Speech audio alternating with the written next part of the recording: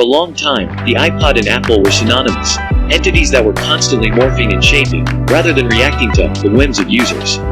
Yet while Apple's fortunes are still on the rise, the iPod's light has dimmed and the iPhone commands the lion's share of attention. But the device that jump-started Apple's modern fortunes is still on sale after 20 years. No, seriously. After its release in 2001, the iPod, helped along by the iTunes Music Store, became one of the most iconic gadgets of all time, spawning a host of imitators and legitimizing the market of MP3 players that it dominated. The iPod has evolved and radically changed over time. It's now an iPhone without the cellular radio. But you can still buy an iPod Touch on Apple's website. You need to dig for it at the bottom of the home page, a testament to its remarkable longevity in an industry where last year's gadget is quickly forgotten. Is the iPod still relevant in the 2020s? Let's look back at the iPod's history and examine what has contributed to its staying power, and where, if anywhere, it might be going. The nostalgia machine. Nostalgia is an emotion that keeps coming up when people talk about the iPod, but as any neuroscientist will tell you, it's because music and memory are intrinsically linked. Tony Fadell, the former Apple executive who designed and built the iPod, was in a reflective mood as the music player's 20th anniversary approached. A lot of people still remember those iPod days, Fadell told CNET in an interview. It was truly a superpower.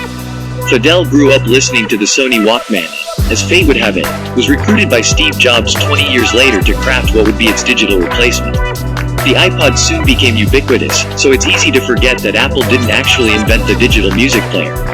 The first MP3 players, including the Rio PMP300, preceded the iPod by 3 years, but back then MP3 was a mostly illegal and highly litigable format.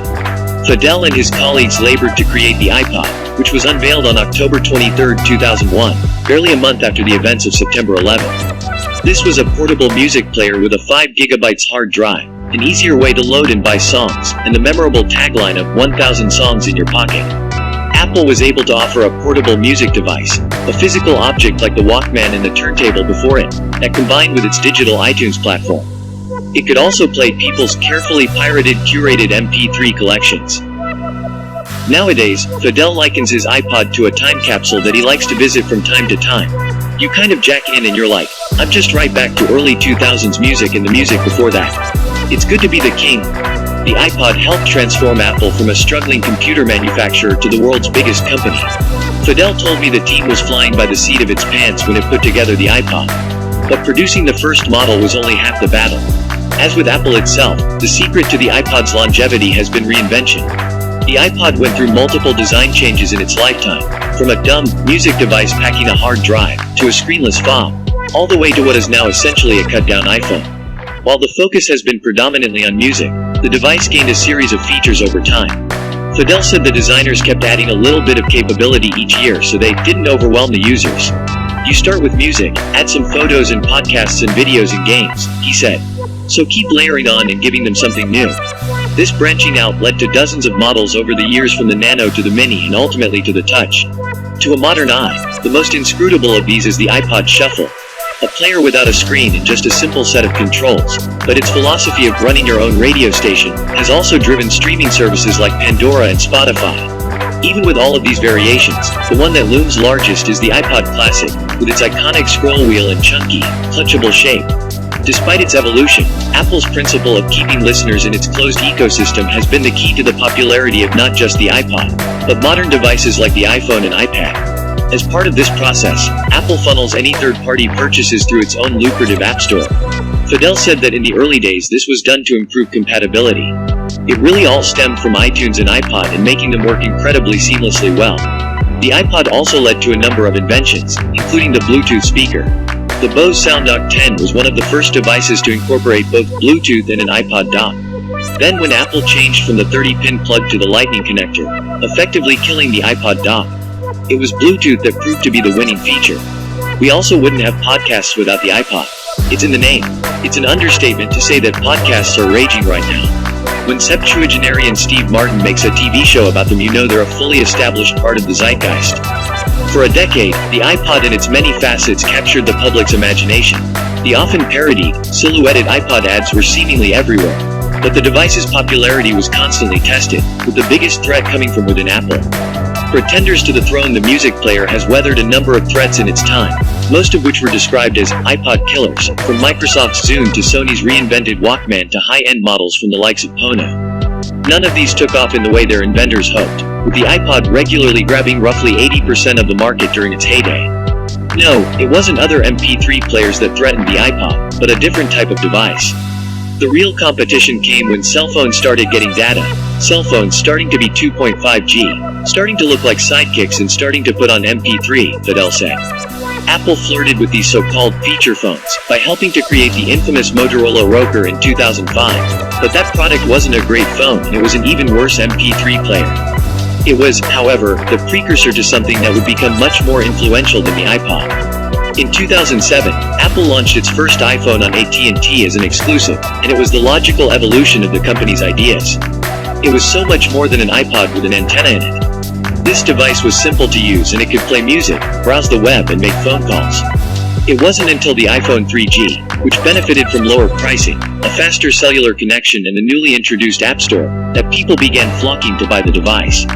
Pockets and pocketbooks are only so deep, and so Apple's fans reached the point where they had to choose between the two devices. People are only going to carry one device. Which one is going to be their go-to device, communication or media?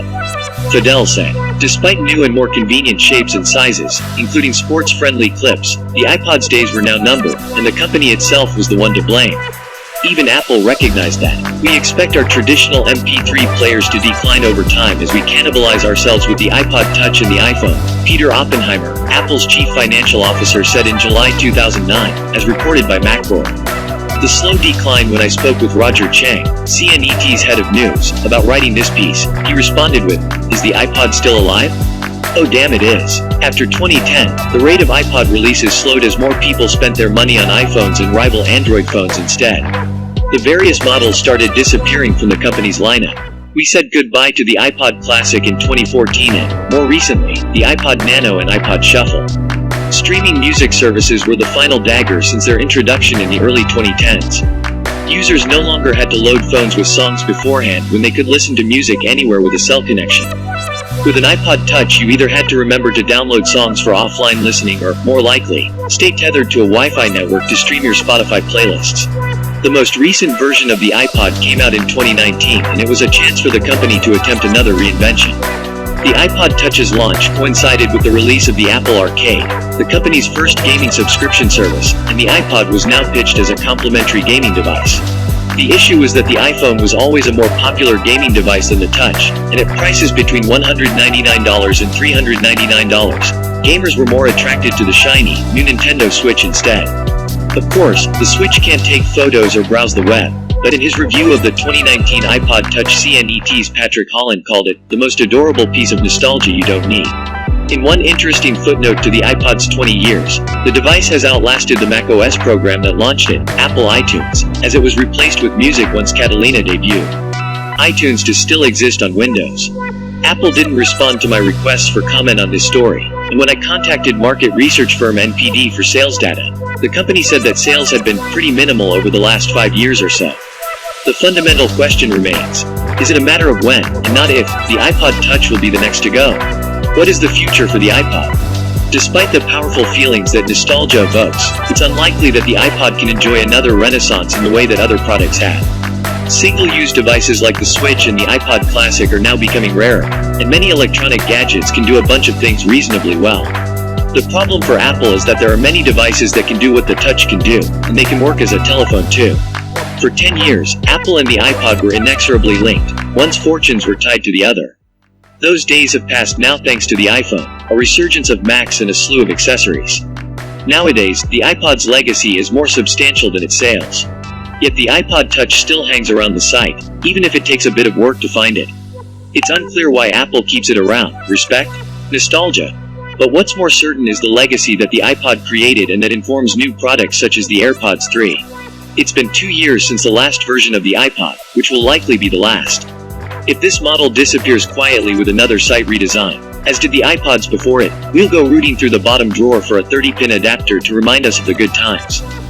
So if you like my video, please subscribe my channel, click at the bell icon so that you can get these type of helpful videos as before than anyone else.